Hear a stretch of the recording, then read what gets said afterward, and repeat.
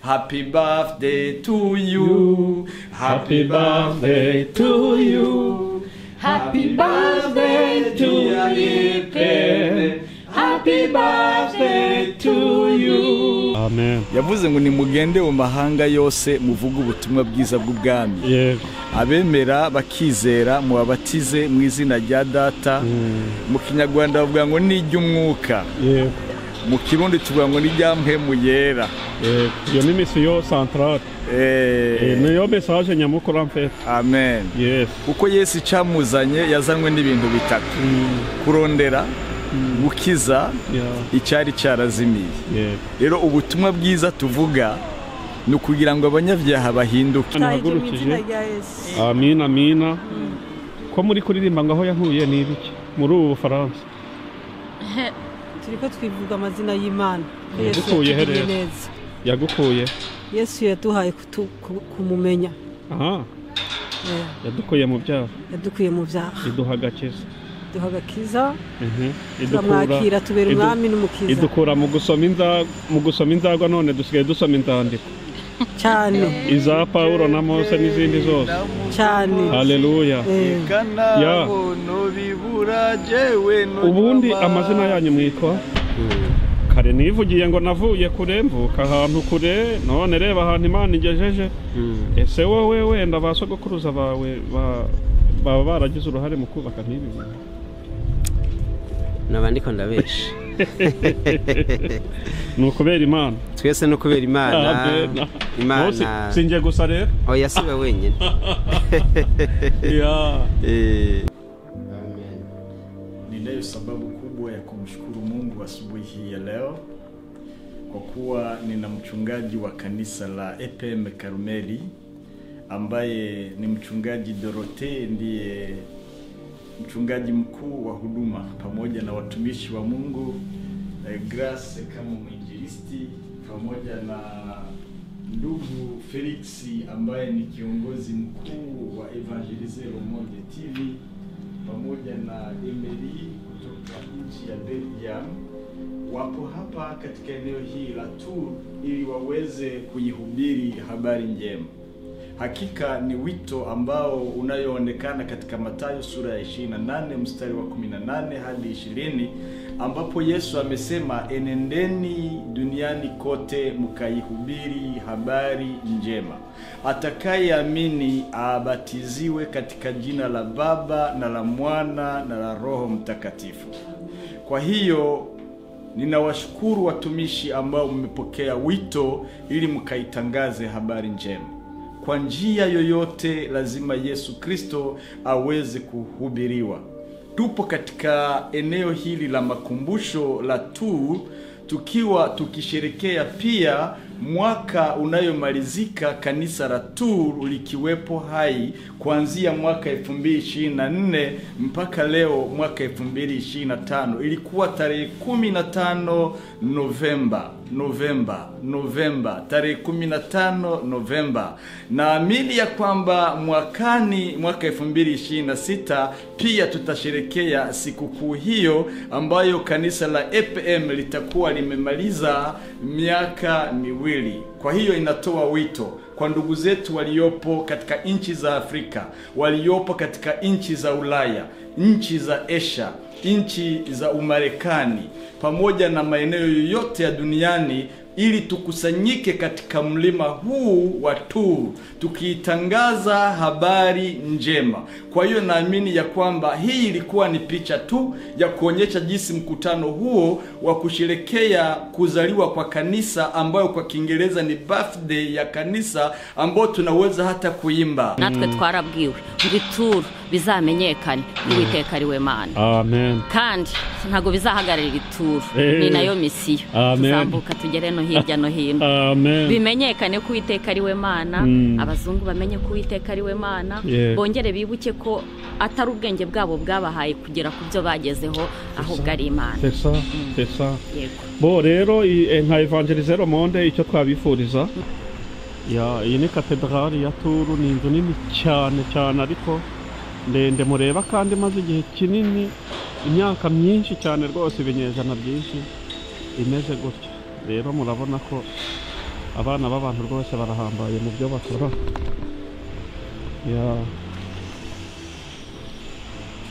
Ariko igitangaje biba byarasigaye gutya ari byamize,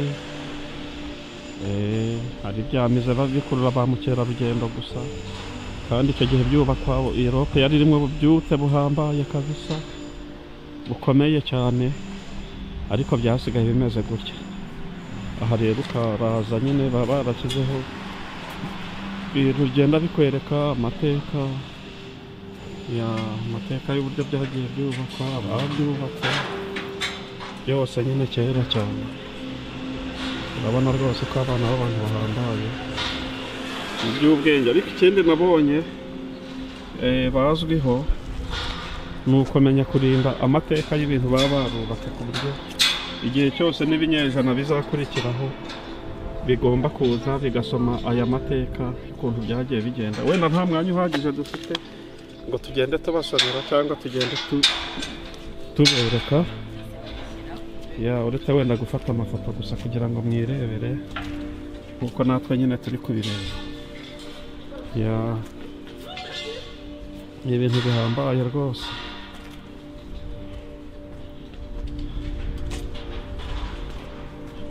Abakozi b'Imana rwose, umukozi w'Imana yakoze cyane kudutembereza uyu bwate bwa Turu. Ibintu nk'ibi iyo mubibona ukuntu abazungu baba barubaka ibintu nk'ibi bikomeye gutya kandi bimaze igihe ibinyejana byinshi cyane, bibereka iki mu by'ukuri? Twereka ko Imana burya ni umukozi w'umuhanga, kugira ngo hari ibintu tubona muri ibi binyejana byacu tukagira ngo ni ubwenge bw'abantu, ariko iyo urebye nk'iki ngiki uravuga uti Imana yari yarabahaye ubwenge no kuva na kera cyane, no kuva na kera, kugira ngo urabona iyo urebye ukuntu byubakanye ubuhanga bukomeye cyane, ntabwo ari ubuhanga buri gutangwa na tekinoloji y'uyu munsi. Ariko nabwo ikintu kibabaje, navuga ko kibabaje, ibi bintu babyubaka izi za katedrali zimeze uta, ngo iki gihe muri Europe hari ububyutse bukomeye cyane bashaka Imana, byuzura n'abantu, ariko urabona ko ubu byasigaye ari byamize bikurura abantu gusa, abantu bakaza kubireba nta n'abantu bagisengeramo. Nicyo kibabaje. Nicyo kibabaje, ariko Imana izongere igaruke muri Europe bongere bamenye Imana, kuko ubu basigaye birata ubwenge bwabo bitewe n'ibyo bagezeho, ku buryo basigaye babona ko batagikeneye Imana mfete. Niyo mpamvu natwe ab'Imana yagiriye ubuntu bwo kuza inaha mu bihe nk'ibi, dufite misiyo yo gusenga, tugapfukama tugasenga. Natwe hano muri uyu mujyi wa Turu, misiyo ya mbere tuhafite ari nabyo biri mu izina ryacu, Eglise Pentecote Mont Carmel, ni hariya aho Eliya ku musozi Karumeli yahamagaye ngo uyu munsi bimenyekane ko Uwiteka ari we Mana. Ariko nakakubajije ahubwo irakoze kukagarukaho, nuko twari mu muhanda. Nari ko ndibuze kukigarukaho nkubaza ngo iyi inspiration y'iryo zina byaje rite, ni ukubera icyo mwiyumvishamo ko mugomba gukora izina ryitwa ngo Eglise de Pentecote mukaryitirira Karumeli? Ni iki? D'abord ni umusozi, yego, ni umusozi w'ibitangaza, reka tubite uko, aho Eliya yahamagaye mu gihe abantu benshi bari kuva ku Mana, bari gusenga ibigirwamana. Natwe rero twarabwiwe ngo muri iki gihugu, muri uyu mujyi wa Turu aho duhagaze, tumeze nko ku gihe Eliya yagiye i Karumeli agahamagara Imana ye. Natwe twarabwiwe ngo Turu bizamenyekane Uwiteka ari we Mana. Amen. Kandi ntago bizahagararira Turu, ni nayo misiyo. Tuzamuka tugere no hirya no hino, bimenyekane ko Uwiteka ari we Mana, abazungu bamenye ko Uwiteka ari we Mana, bongere bibuke ko atari ubwenge bwabo bwabahaye kugera ku byo bagezeho, ahubwo ari Imana. Bo rero nka Evangelisero Monde icyo twabifuriza ni ugukomeza nyine gutera imbere mu bikorwa murimo by'umurimo w'Imana, mugakomeza kubandanya nk'uko babivuga mu Kirundi, mushishikarira kugira ngo ubutumwa bwiza bugere, mwahereye muri centre bujye muri sud, bujye muri noro, bujye est, bujye ouest, kugira ngo isi yose ubutumwa bwiza hamenyekane ko Uwiteka ari we Mana muri iki gihugu cy'Ubufaransa. Ibyo ni n'isezerano dufite cyane. Reka rero dukomeze dutembere nk'uko mwatangiye mudutembereza, twereke abantu uburyo bimeze.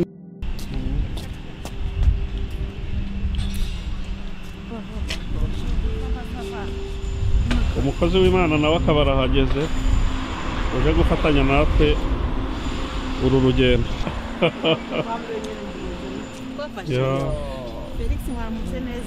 Ya ukaba twahuriye hano muri uyu mujyi nubwo mbona ko yadabutamo biri kutugora abanza akabeho kakugezeho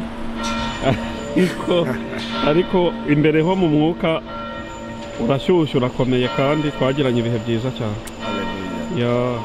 Ufite ntumbero ki kurikorera Yesu muri Europe? Mu bisanzwe nitwa Niragira Celestin, ndi ntumwa, mfite itorero bayita Communauté des Églises Feu du Saint-Esprit au Burundi, hamwe n'ishirahamwe Rukristo. Rero muri korera Yesu ica ku rubuga kandi tuzohaba dutegura n'ibiterane mu minsi iri imbere. Nzi neza yuko Imana yaduhamagariye kuvuga ubutumwa. Niyo mission patro yaduhaye ari we Yesu Kristo. Amen. Yavuze ngo nimugende mu mahanga yose muvuga ubutumwa bwiza bw'ubwami. Abemera bakizera mu babatize mu izina rya Data. Mu Kinyarwanda bavuga ngo ni iry'umwuka. Mu Kirundi tuvuga ngo ni rya mpemu yera. Iyo ni mission centrale. Niyo message nyamukuru amfete. Amen. Uko Yesu cyamuzanye yazanywe n'ibintu bitatu: kurondera, gukiza, icyari cyarazimiye. Rero ubutumwa bwiza tuvuga ni ukugira ngo abanyabyaha bahinduke. Uyu munsi hari abantu barongorana bahuje ibitsina. Twebwe dutegeza kubagaura mu ijambo ry'Imana. Isi aho igeze iri muri ivyo, ariko tugomba kubabwira duti ijambo ry'Imana siko rivuga. Ijambo ry'Imana rirafite ico rivuga. Mariage ni iz'abantu babiri badahuje ibitsina, n'umukobwa n'umuhungu. Rero tugomba kubagaura mu ijambo ry'Imana. Ikindi gikurikira kandi kimeze neza, abantu bakwiye kumenya, Mwami Yesu arabohora. Amen. Arabohora mu buryo bwose, haba ari mu buryo bw'imhemu no mu buryo bw'umubiri. Cyane cyane twaravuze yuko umwami w'iryo shengero ari Yesu Kristo, niwe mutwe waryo. Ubuje nawe twubatse ishengero rya Kristo. Ntacyo bitwaye uva mu Rwanda, ntacyo bitwaye mva mu Burundi, ntacyo bitwaye uwundi ari umuzungu, kuko twizeye umwami Yesu twubatse umubiri wa Kristo. Yesu abaho umugisha. Reka dukomeze dutembere muri ubu bwate bwa Turu, aha twahuriye muri santere y'Ubufaransa. Amen. Aho twaje mu bikorwa by'umurimo w'Imana, haba Evangeliser Le Monde TV, haba korera Yesu. Kandi abantu bari kunyumva bari kuri Evangeliser Le Monde, nyaboneka munyarukire no kuri YouTube channel y'uyu mukozi w'Imana yitwa Korera Yesu TV.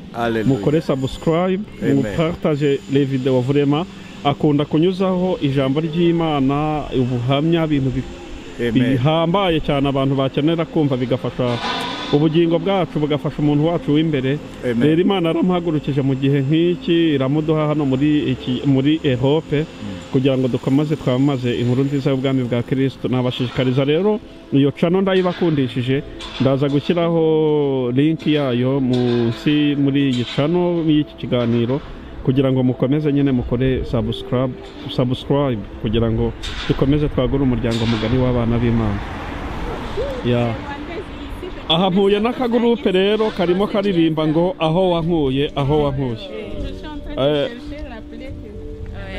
Vraiment sama etone guhura n'abanyarwandakazi n'abanyarwanda n'abarundi kazi niko bavuga, abigeme mugabo bavuga abigeme babara bakobwa abapfasoni, guhura n'abapfasoni, umupfasoni mwiza nk'uyu rwose, umumama mwiza cyane Imana ihagurukije. Amina amina. Ko muri kuririmba ngo aho yankuye ni ibiki muri ubu Bufaransa? Turiko twivuga amazina y'Imana. Yagukuye Yesu yaduhaye kumumenya. Yadukuye mu byaha. Yadukuye mu byaha. Iduha agakiza. Iduha agakiza. Turamwakira tubera umwami n'umukiza. Idukura mu gusoma inzagwa, none dusigaye dusoma inzandiko cyane, iza Paulo na Mose n'izindi zose cyane. Haleluya. Ubundi amazina yanyu mwitwa? amazina yanjye nditwa Emily Joyeuse Ndayisaba. Yes. Uri umumama mwiza Imana agiriye neza w'abana bangahe? Ukuri ndi umumama mwiza nambaye ubwiza bw'Imana. Yesu yarangiriye neza. Hari nabibonye kare.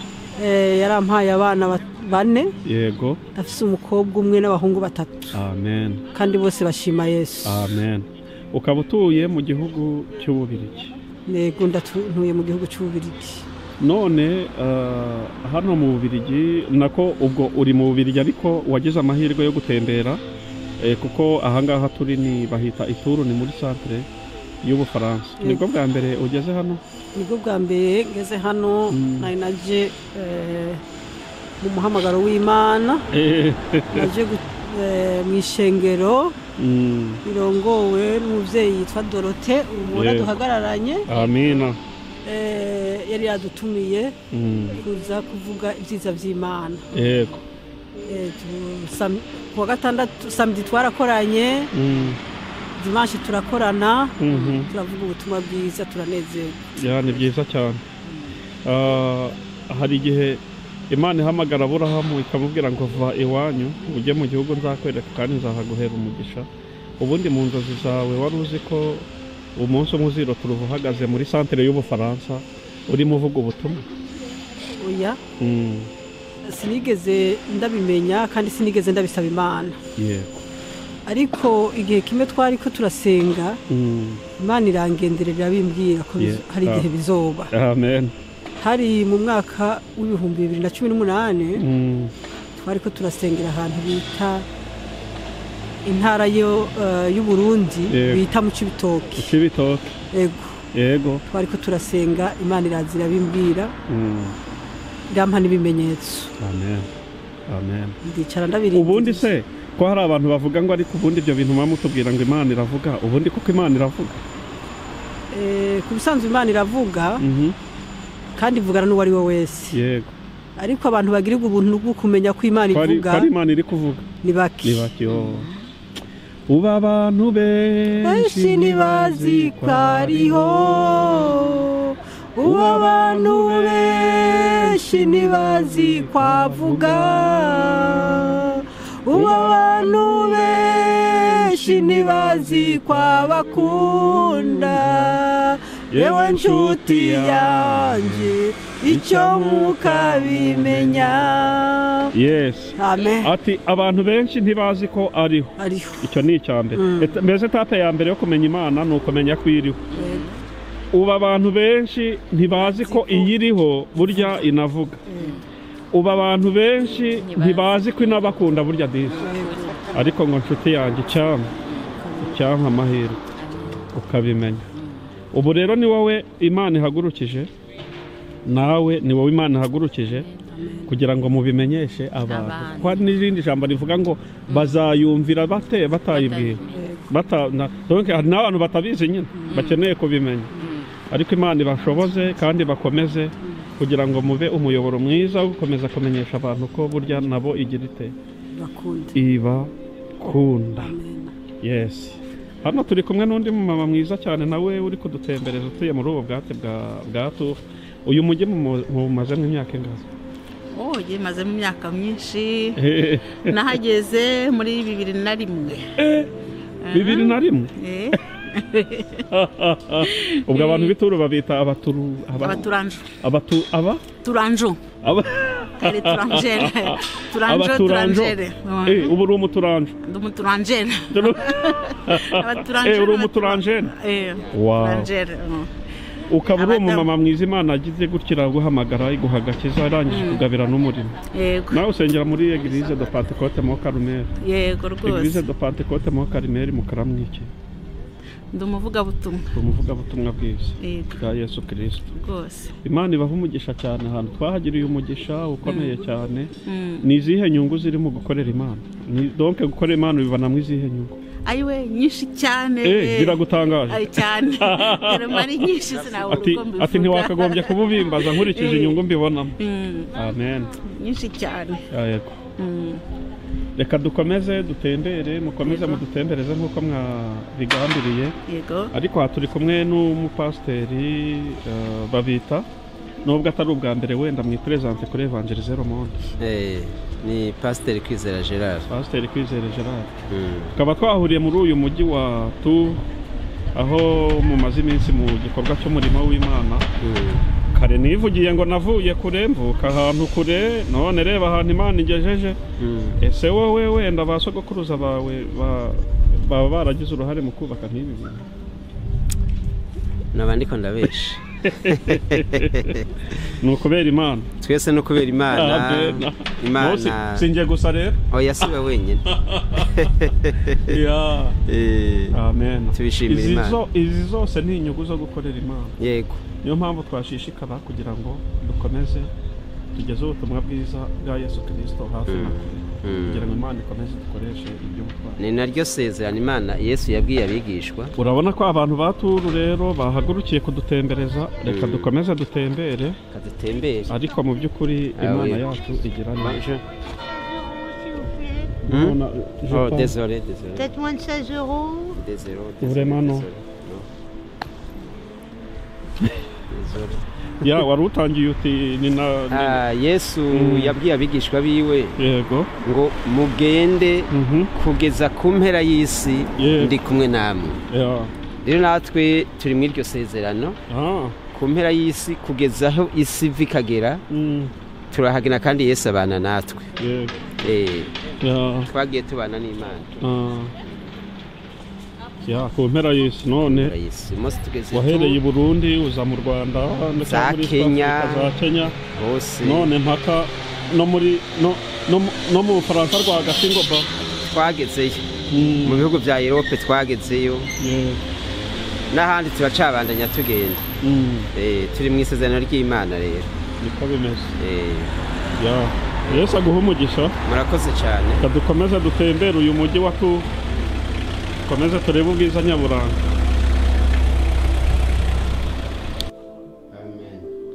Ninayo sababu kubwa ya kumshukuru Mungu asubuhi hii ya leo kwa kuwa nina mchungaji wa kanisa la EPM Karmeli ambaye ni mchungaji Dorothée, ndiye mchungaji mkuu wa huduma pamoja na watumishi wa Mungu Grace kama mwinjilisti pamoja na ndugu Felix ambaye ni kiongozi mkuu wa Evangelizero Monde TV pamoja na Emery kutoka nchi ya Belgium wapo hapa katika eneo hili la Tours ili waweze kuihubiri habari njema.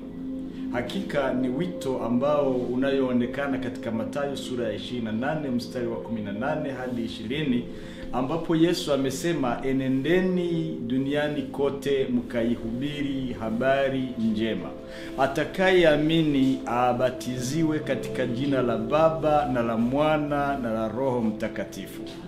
Kwa hiyo ninawashukuru watumishi ambao mmepokea wito ili mkaitangaze habari njema. Kwa njia yoyote lazima Yesu Kristo aweze kuhubiriwa.